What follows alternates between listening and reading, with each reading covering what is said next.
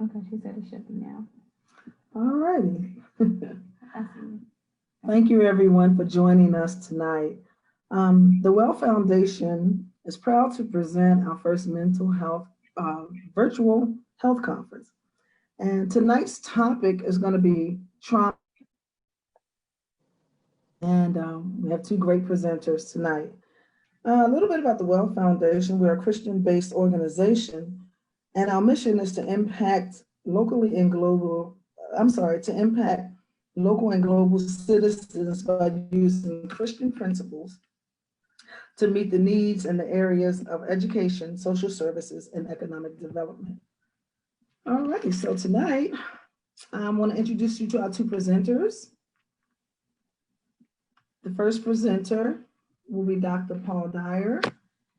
And Dr. Paul has developed over 40 years of exploration to the whole living sciences, from the studies of traditional and alternative methods in martial arts and natural sciences. Dr. Paul set out to educate and connect humanity to our emotional self and how it affects our bodies. He is an advocate and constant student of quantum science, of consciousness, and natural healing. Dr. Paul holds 3 doctorates and 3 master's degrees. Our second presenter for the evening will be Tamara Randolph. Tamara is a Baltimore, Maryland native and is a proud alumni of Baltimore City College High School. And she received her Bachelor's of Arts degrees from Temple University. She's the founder of KEPT, K-E-P-T, a nonprofit organization benefiting domestic violence victims. Tamara devotes her time to empowering, educating, and advocating for social change in her community. She is also co-founder of BRAT Events, B-R-A-T, a full-service event planning company. And she's also an avid sports fan who enjoys playing softball and has spent the last 16 years working in the NFL. Good evening to both of our presenters. Our first presenter is going to be Dr. Paul Dyer. So, Dr. Paul. Yes, ma'am.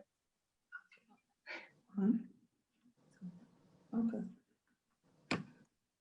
Welcome aboard. You're on.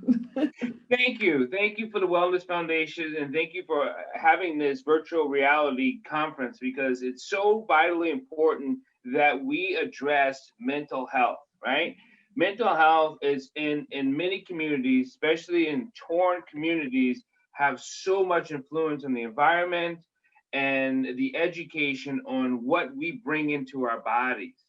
Doesn't matter if you accept it or not. If it's in your environment, that education is being brought to you in the mental state. So what I want to go over is trauma and how we react and understand what trauma is. Now, most of us, and I'm glad you're all here, I'm glad you're going to like and share, and please ask questions later and contact the Wellness Foundation on what it is that you got out of this. No matter how you look at it, this is going to help you understand trauma, understand violence, and understand certain things about mental health. So let's go right to it. Trauma affects the brain, right? I'm going to keep things very simple and short, just so we can understand what trauma does, right? So excuse my drawing, but the brain is shaped. It doesn't matter how it's shaped, it's how it's interred. So we have the brain, right? So in the brain, how we see things, how we come to things, even how things are done to you, you are registering it. Your brain will always, so there's a difference between the brain and the mind.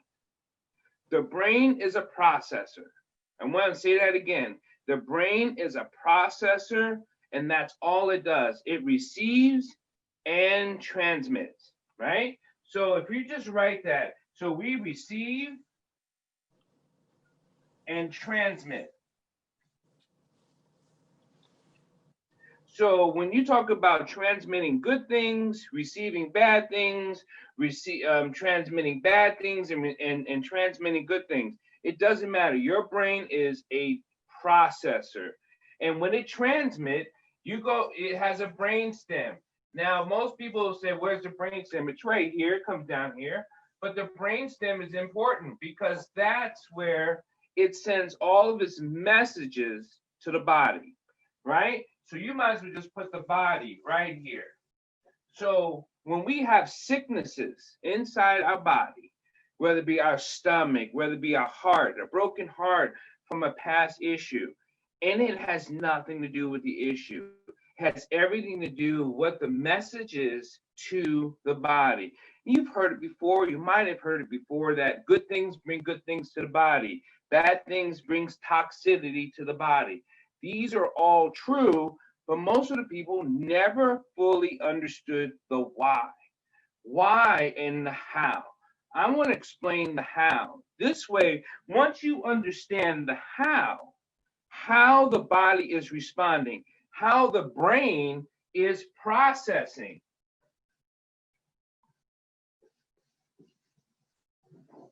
Process, right? It is a processor. Your mind tries to compute, meaning it tries to understand what the process is all about. We'll get to the mind a little bit later. I just want to help you understand the how. The how is so important.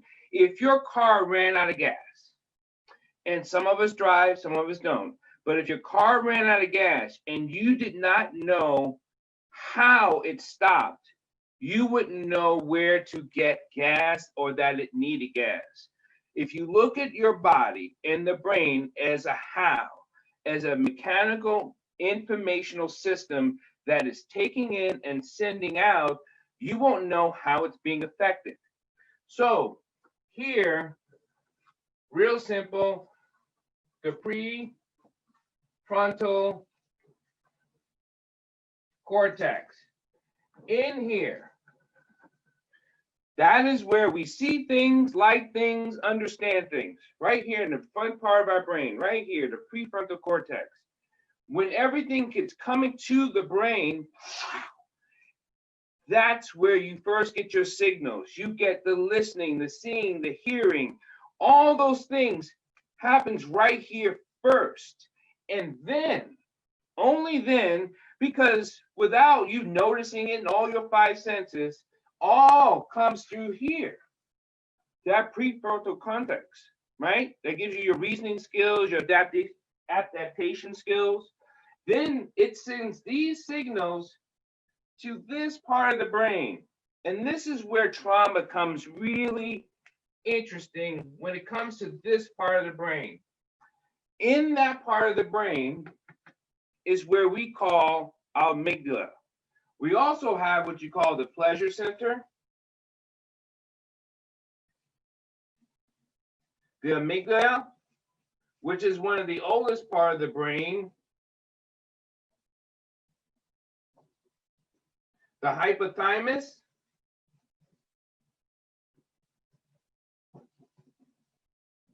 and I'm going to stop there with just the technical things. So you have the pleasure center, you have the amygdala, and you have the hypothalamus. Now the hypothalamus, remember, this is all in this little center part of the brain. When things happen, good, bad, whatever, it must first get sent here. In this section here, it's where trauma holds so much part of our body, is because it holds a memory. Trauma develops a memory because the brain is only doing the what? Processing. That's all it does. Your mind can do some understanding, like that shouldn't have happened, that couldn't have happened, why me? The brain has nothing to do with the whys, right? It's just the how. Once this goes into the center, right? The pleasure center of the brain, the center part of the brain. The amygdala, we know, is the freeze, fight, or flight, right? We know this is just survival, right? So the amygdala, which is probably the oldest part of the brain, which it is, because that's how we escape the big saber-toothed tigers in our life, it does nothing but survival. That's all it does. It doesn't do any reasoning whatsoever. Like if I see a small cat and I think it's a saber-toothed tiger, the amygdala, if that's what it's triggering, and that's my survival instinct, I'm gonna go. I am going to get out of the way. It's not going to be like, it's just a little cat. I don't have time for it. I'm not going to wait around for you to explain to me that this little cat's not going to hurt me. So if we only stay in survival mode, the trauma and the brain that's processing sends signals to the body through the brainstem. This is why in the brainstem, when we do breathing techniques, meditation techniques, healing techniques, it affects the brainstem. The brainstem regulates our breathing. If it regulates our breathing, it regulates our heart rate. If it regulates our heart rate, it regulates our blood flow. So the brainstem regulates breathing. So if we are breathing and regulating, and we're able to understand what these messages are that the brain is processing, we can alter them. We can change how the body is responding, whether we're being sick in our stomach, whether it be sick in our kidneys, whether it be sick in our liver, whether it be sick in our lungs. These things are affected by the what? Right? The things that are coming in to our frontal part of the brain. It comes in this way, right? Just a processor. Not like I shouldn't be going to this burned out building. I should not be poor. I should not be feeling sad. The brain does not understand that process. It only understands what it sees, how it develops, what's it processed, and then the mind gives reason. The mind gives reason. So allow yourself to just understand how you are processing, because you are the big conductor of your brain. You can control the process. Trauma happens to us. I was a trauma victim. I've recovered. We can recover. We can heal through the trauma and the violence, but we must understand the process. And through that process, we can understand the how. And once we understand the how, we can direct the why. Ms. Randolph. Yes, sir. Are you up next, or what are we doing? How is this going? I know, I don't know what time limit this is, but if anyone's having questions now, I think they'll have questions later. Miss Diane, how's this going? Do I go for?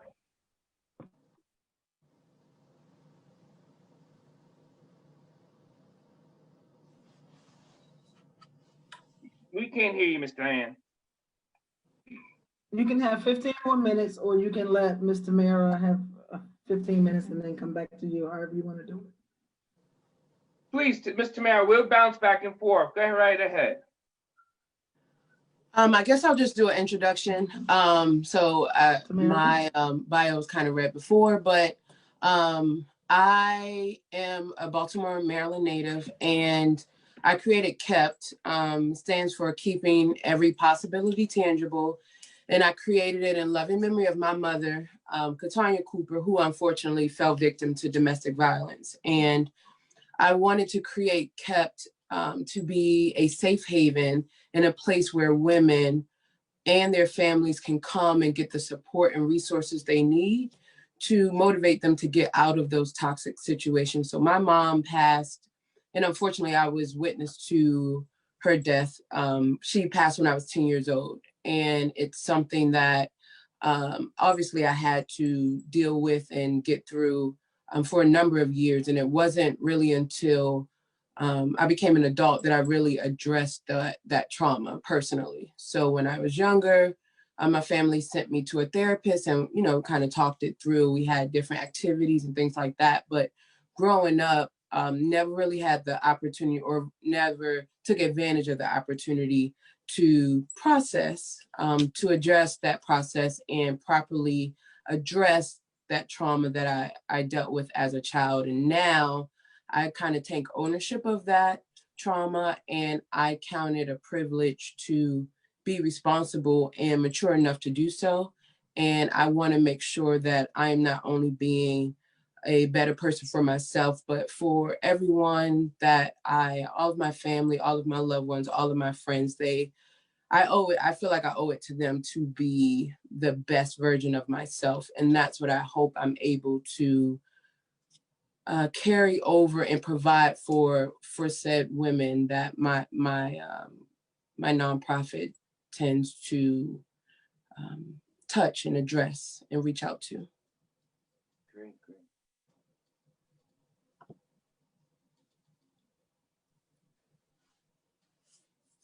So with that introduction, I'm gonna get right into Miss Diane comes back.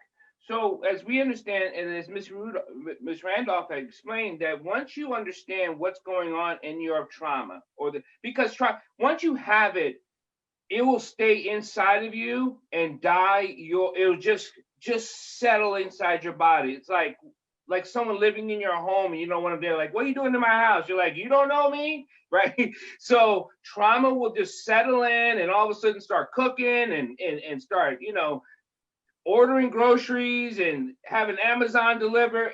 Trauma will sit in your life, and if you don't recognize it, you'll wonder why your electric bill is high, who's eating all my food, and trauma's like just chewing away, right? Wow. So this will help understanding the process of how trauma stays in the body. Now, people are thinking, well, how do you heal that, Dr. Paul? After awareness, and awareness is key. Awareness is like, okay, once I understand I got trauma, I'm traumatized. Now, so what? I couldn't have stopped anything from coming into my prefrontal cortex, but now it's inside my body. Here's the healing process. Once you understand the healing process, and the healing process starts with, and it seems simple, but it seems to regulate my breath, which regulates my heart. Once you regulate the heart, then the body will start sending signals back up to the brainstem of what's being affected and how it's holding on to you. For instance, you're trying to regulate your breathing and you see something and all of a sudden you gasp for air, good or bad, whether it be the greatest guy in the world, good looking woman, it doesn't matter. And it gasps for air. But what if it's a sad thing? You will still gasp for air. In that gasp, in that hold, the signal of where it was helps you understand what's being affected. Like your stomach's tied up in knots. What else is your body feeling? My lower back hurts. Okay, that's a kidney issue. Okay, so those have certain meanings. I'm not going to get into it because it gets into the weeds. But kidneys and stomach, well, in short reference, kidneys is an old trauma. Kidneys in the back, lower back, if you're feeling low back and it's painful, it's an old trauma, meaning it's something back in your youthful years that's regurgitating the signal, right? If it's in the stomach, it is a recent trauma, something that just happened. It reminded you of something real recent within your adult years, anywhere from 18 on up. So that is recent, right? So understanding if trauma is recent or is trauma in the past, right? If you feel like you're heavy on your shoulders, they say if your body feels heavy, why is it heavy? Understand, that's that awareness. So once you start your awareness through breath, through heart, through regulation, then you can understand why the amygdala is always firing first for survival. Most of us in trauma lives in survival. How can I be protected? Where can I find safety? And how can I get shelter? That's it. Very simple. Nothing more than that. Survival, survival, survival. If you're only in survival, if you can only think in survival, you will never live. It is hard to live if you're only in survival. I hear it, I've talked to people, you don't live in my neighborhood. You're not in my house. You don't have what I have to go through. I get it, brothers and sisters. I get it. And that only keeps you in survival. If you're only in survival, it is hard for you to heal the body. It is. But that doesn't mean you're not able to.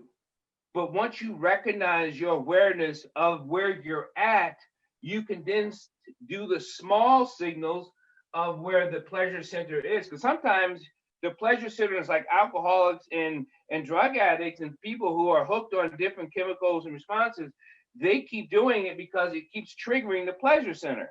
That they may not want to do it, but this is why they keep doing it, because it creates something that makes them feel some sort of way that they're used to. It doesn't mean that it makes them feel good. It makes them feel something that they're used to. Miss Diane, you're back.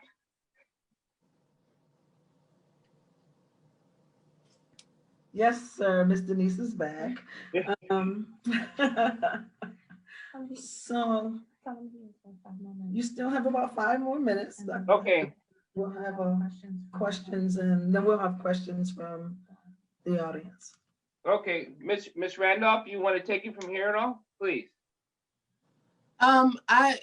If I can just get some direction, if there are questions or anything else we kind of want to talk about, I'm open to answering kind of whatever is necessary. I can I don't think I really shared, but if we want to, I can go into exactly kind of what I witnessed, or if I can go more into like what KEPT is doing kind of in the community. So either one, it's fine. I'll just take direction from you. Well, so even let's go with this, Miss Randolph. When you were going through your own personal trauma, what is some of this process that you recognize that you see even in KEPT now? Yeah, I think more of it, some of the things you were talking about before is just actually, and things that I resonate really is that living part you mentioned right now. And for me personally, it was more of getting through the trenches and just powering through, regardless of what obstacles and hurdles were happening in my day-to-day. I felt it was more important for me to put on this perfect face and just get through it, regardless of what I actually felt inside. And so, and I recognize that I feel like more so now, since I get the privilege to talk to women that have been just powering through. And again, I think it's important for us to not only acknowledge that, you know, we have trauma and we've dealt with those, some things that are even hard to discuss, you know, a lot. But it's time for us to acknowledge and be comfortable in expressing that hurt and understanding that we are all human. We all have our own vices. We've all gone through our own struggles. But now that we've recognized that trauma or that difficult situation, now it's time for us to figure out the path in order for us to live, in order for us to grow and enjoy this life that God has definitely blessed us with. It's one, like you said, it's more about being uncomfortable. Be comfortable being uncomfortable, because if you're able to be comfortable being uncomfortable, then you can express. And once you start expressing, it doesn't matter the how, why, or what. Express. Because once you start expressing, that is literally like the body throwing up. When you express, it doesn't matter, you know, what comes out of you, it's coming out. And expression is a regurgitation of the toxicity that's in the body. That's what expression is. When you're unable to express, toxicity and the poison stays in the body. And once it stays in the body, it affects the body. And once it affects the body, it keeps affecting the brain. And once it keeps affecting the brain, it controls the mind and what it's saying, doing, and acting on. So expression, awareness, expression is spot on. Thank you so much. That's awesome.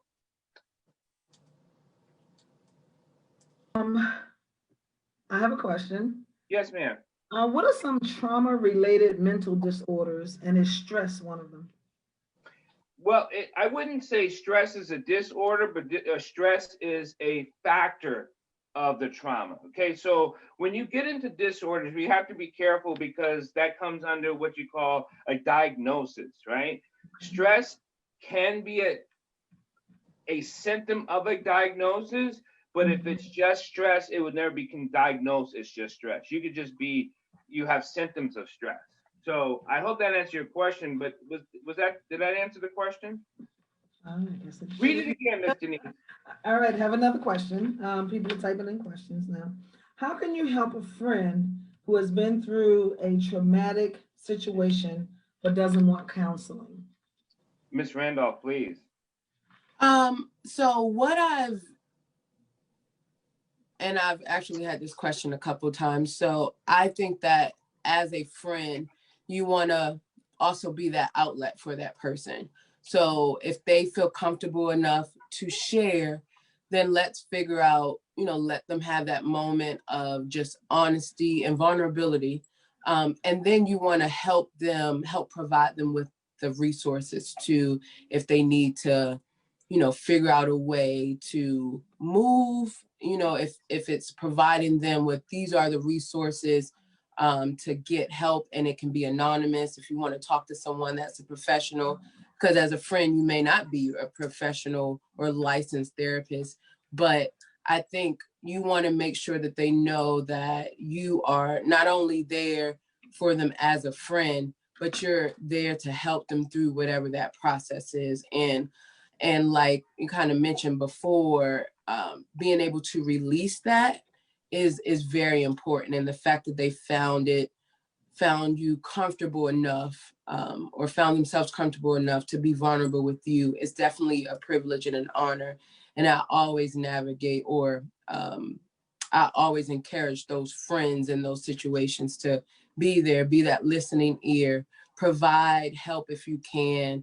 I know that on our site, in our Facebook, we have different resources locally, but in the event that your friend is cross country, maybe help them research some places that they can go if they need, say, I know that I've heard from a number of women that are in situations and they're not getting out because financially they don't feel comfortable or confident enough, but maybe helping them, because we can find almost anything if we Google it. So maybe providing a link so they can kind of read up on some stuff and just being that encouragement. And of course, praying for them. If nothing else, let's just make sure we keep our friends and our family prayed up, because there's often things that we physically can't do.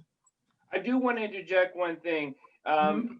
Whether it be friends, family, whoever, if you're going to be that confidant, like Miss Randolph was saying, and like she also said, encourage them to seek professional help. No matter, you can still be the friend, you could be Right. still be the supportive. You can go with them in their first session. You can. Yeah.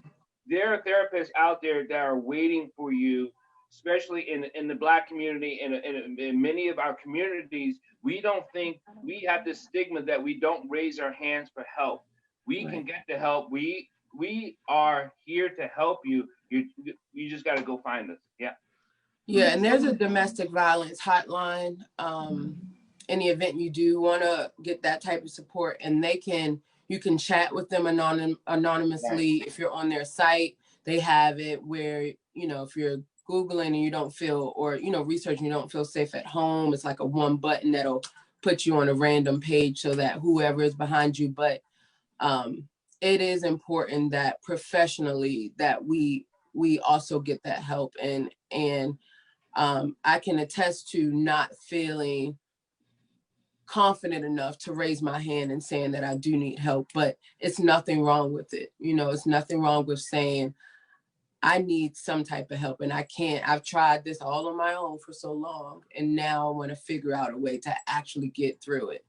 And oftentimes professional help is what's needed. I go to a therapist once a week, and everything is remote now, but I enjoy it, one, because it's a third party that, I'm just spilling whatever it is, and she's helping me navigate through some things that I've been holding on for so long, and pointing out some things and some characteristics that are just toxic, really. Some things that I've just been holding on along the years, and it's honestly, it has prohibited me from taking different leaps and going different lanes and areas that in my mind I wanted to, but it was some blockage there. And her being able to just point that out to me, and me making it a point to put myself as a priority now in life. And I wouldn't have had that kind of awe moment had I not gone to a therapist. Okay. What are some resources for trauma and violence? I mean, I don't know if you guys have come across other professors or, I have, there's like Miss Randolph says, there's tons of resources out here. I understand that once you start reading things, it gets kind of confusing about what is it that I'm reading, because you're not fully understand, because how you're reading it right now, you're reading it from a trauma state. So you're looking for that answer to like be like, that's it, right? But they're all very helpful. So if you're willing to Google and do some research, I would first do some research and get a counselor and get a professional help and reach out to them and say, listen, I was trying to, because don't do this alone. How about that? I think me and Ms. Randolph will tell you completely, you are not alone in this. And don't think you are, and don't think you have to hide and be alone, because you're not. People are here, people are out here holding your hand virtually, emotionally, mentally, waiting for you to raise your hand up so we can be like, I got you, brother or sister. I got you. Yes, and I concur with that. I think that oftentimes going in it alone is difficult, and you've probably been doing it for so long. So there are resources that I know. I think I mentioned before the domestic violence hotline. There is a Baltimore therapy center where you can go in, and I think they also provide family therapy, just some that I kind of know off of the top of my head that my organization has dealt with. There are some national organizations like Sexual Hotline, and then again, there are local shelters. So depending on what kind of trauma or help you need, there are definitely resources for them all. And if anyone, I believe I shared my info, but if anyone needs the help just finding that resource that kind of resonates with you, I'm happy to raise my hand and offer to help. That's what I was going to ask. Are those resources listed on your webpage or? Yes, they are listed on my webpage. Share your webpage address. It's shekept.org, and it's also on Facebook. And I think that I can provide the links if you want to post them as well, but yes, they're there. I have a list of resources that I know for sure that I've dealt with and had kind of some personal connections with. And then there are also a list of shelters, family and women's shelters there as well. And again, my contact info is on there. So if you want to reach out directly to me, you can. Okay. Dr. Paul, how does the effects of trauma to violence relate to age? I know we have a lot of children who have gone through things that most adults have not gone through due to the times that we live in. So how do parents, how do we change this? How do we deal with the effects? How do we help our children? Okay, so let me get the question right. I just want to, because the way my brain processes. So how can parents or adults help the children that's going through trauma and violence? Mm-hmm. I would say first, be the first bell whistle in their coal mine, right? Recognize the change in the child. I'm talking as simple as things as eating, swallowing, and sleeping. Things that you just see like, man, my child is sleeping more. My child isn't sleeping enough. Little changes, parental guidance or the caretakers of these children will recognize, and this is how you recognize. I understand that we're so busy in this climate and we're kind of being pushed around mentally and emotionally, but recognizing, saying, that doesn't look right. That doesn't feel right. Something feels off. That is your signal. That is your woo woo. The child is not right. And then once you recognize that, you can ask the child and say, how's everything going? Don't ask what is wrong. That is a defensive question for the child. If you ask what is wrong, they're going to back away because they don't want you to worry. Most children in many climates and trauma and violence already see that our parentals, our parents, or our guardians are going through stuff themselves, and they don't want to put a burden on you. So if you ask them what's wrong, the immediate answer is going to be nothing. Just go and just talk about something and then find a response, and then get help. I'm going to stress that a lot, because as much as we love our children, as much as we love our community, We cannot do this alone. And that once you know you're not alone and you take your child, and don't say, we're going to go see a doctor, we're going to get to the end of this. Say, don't do that. Just say, come with me, we're going on a visit. You don't have to let them know where you're going. And then when you get there, say, I want to talk to the doctor. Not I want to talk to the doctor for you, but I want to talk to the doctor and I want you with me. You could, because once you get there, the doctor is for you, for the child, right? So you get to the doctor and saying, I'm having a difficult time understanding Patrick or Joan, whatever the name is, and say, and then once that comes out of it, then the conversation starts to organically understand that the child's going through something. Ms. Randolph? I agree. I think, so as a child, so I mentioned, I witnessed my mother's death. And as a child, I remember leading up to like my mom's funeral. That's all I heard. Like, are you okay? Like, is everything okay? You can cry if you want to. And, you know, after a while, I just shut down. I didn't want to hear it anymore. It was nothing else. I really wanted to say, like, no, I am not okay, obviously.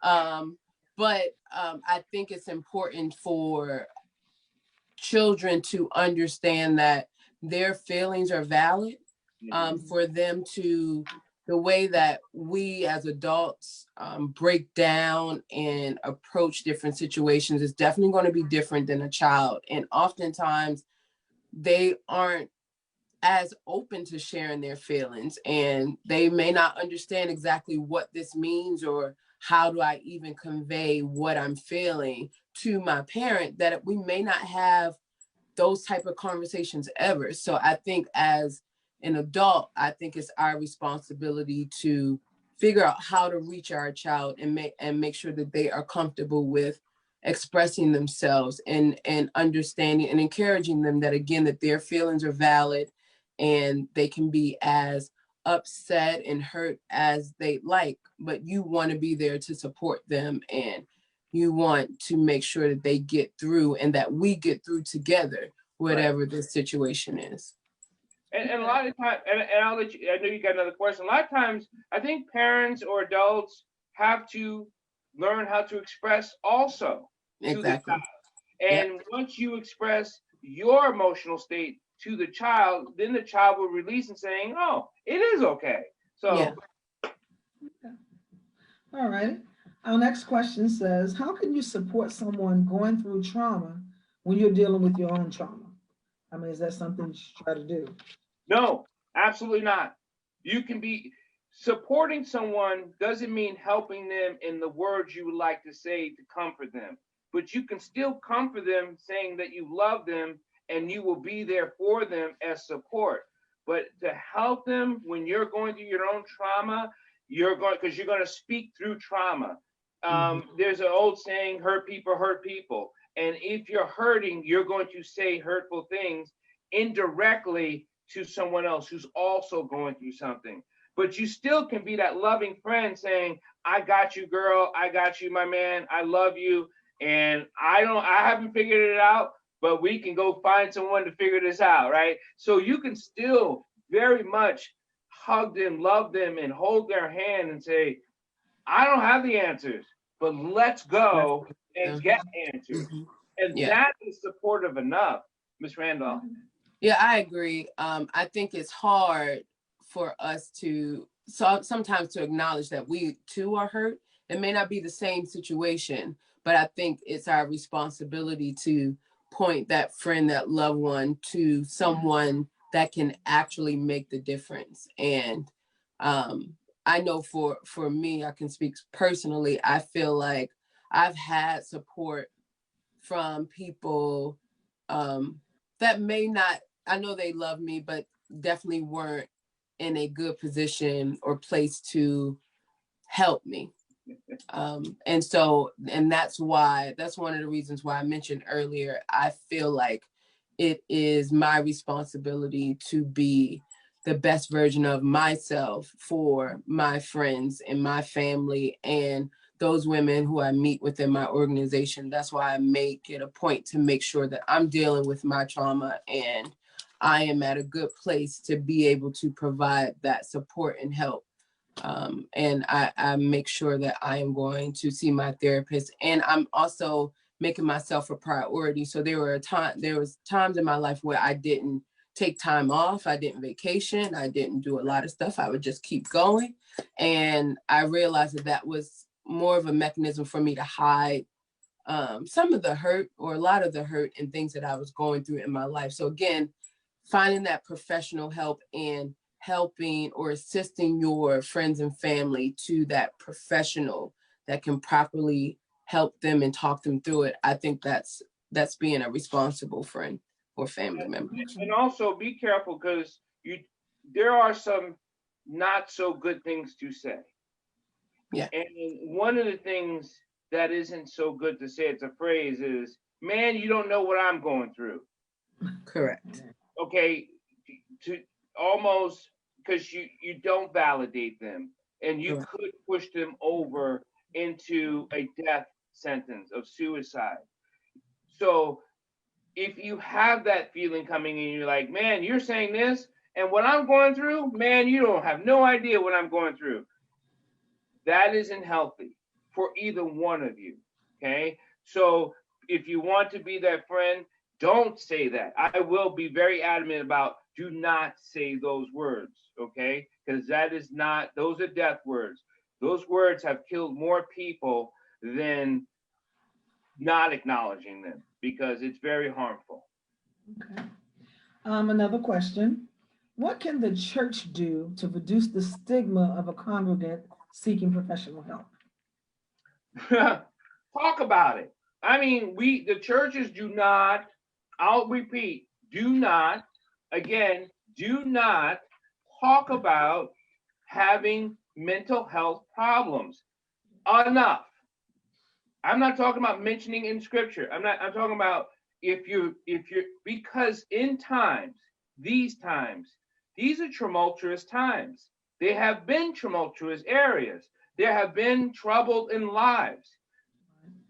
Saying that getting mental help is good, and not putting a stigma saying, I don't need to deal with that. I just need to suck up and buck up. No, those are bad things to say. Get help. More people wash their cars, get a tune-up, change tires than get mental help. I mean, their car could be spit shine and washed every week, and no one gets a mental health checkup. People get health checkups for truck driving before people get it doesn't even make sense, right? We need to put a checkup in our bodies. No light's going to come on saying, you need to get a checkup. All righty. This pandemic that's affecting people, it is bringing people who may not have been really traumatized in life. It's now new to them. It's all of this, lost my job, or lost loved ones, family, lost the way of life I used to have. I don't know how to deal with it. How can we, I guess, make them realize that you don't have to not go through that alone, but you can get help for this and not feel like you're alone in this, I guess I'm trying to say. So one of the things that the pandemic did, good, bad, or indifferent, but one thing it really truly did, it slowed you down. And in that slowing process, things start to slow down within you. And then it started to rise up in you. And that made you recognize what trauma you are being affected by. Because once the brain slows down from its getting what's coming to it, things start to rise up in it, right? Once things slow down from here, everything from the body will start to rise up into here. And once it rises up into the brain, then you start to become aware that, man, I'm not doing so good. I didn't know not having a job affected me this much. So think about the job connection. What does that say to you that you're not working?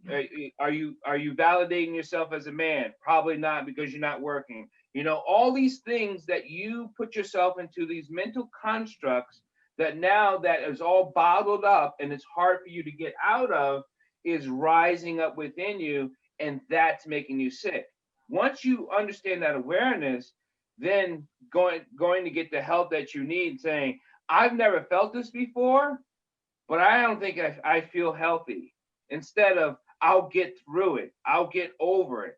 That's not living, that's survival. And if you're only into the survival mode, you're going to not live a true life. And if you got to ask yourself a question: do I want to live, or do I want to survive until death? Those are your choices. Because if you say, I want to live, then do living practices by getting help, recognizing your awareness, and saying, I don't feel well. I'm not happy. I'm sad. I may be even depressed. I don't care what the words you may use. Then go talk to someone. Ms. Randolph? I concur. I think that it's important, as you mentioned, to acknowledge and go help, get out and talk to someone. So I agree. I have nothing else to kind of add there. You said it all. Well, the next question is, I guess, well, it talks about first responders, police officers, and all this going on with the pandemic and Black Lives Matter and all of this that's going on. That is trauma on top of trauma that they probably already have personally. Right. Again, I guess the advice that you just gave would also be the same advice for them to take, to seek help, to realize they have a problem, or is there anything else you can say to help our first responders and police officers? I know a lot of first responder people, right? And I was in the military for a long time, and I understand what they're going through. And I understand departments have policy, that they have resources. And Ms. Randolph talked about this. That's a key word. And I'm going to, with stressing getting help, there's resources, right? And as a first responder, you have resources. You're not going to lose your job. You're not going to be kicked off the force, kicked off the EMT. A healthy, better you helps us as citizens be healthier. So I'm glad you're going to get help. I'm glad you're like, you know what, I'm not doing too well. Because if you're not doing well emotionally and mentally, and you come out to help protect and serve and do EMT stuff and do fire, you're going to cost lives. And you know that. So allow yourself to get the help and use your resources. So we got another question, sorry. Okay. How to deal with trauma of this election year. Yeah. How to deal with the trauma of this election year? Well, I'm going to tell you this, and I'm going to use this and because it is important. Because when you start to hear information, see information,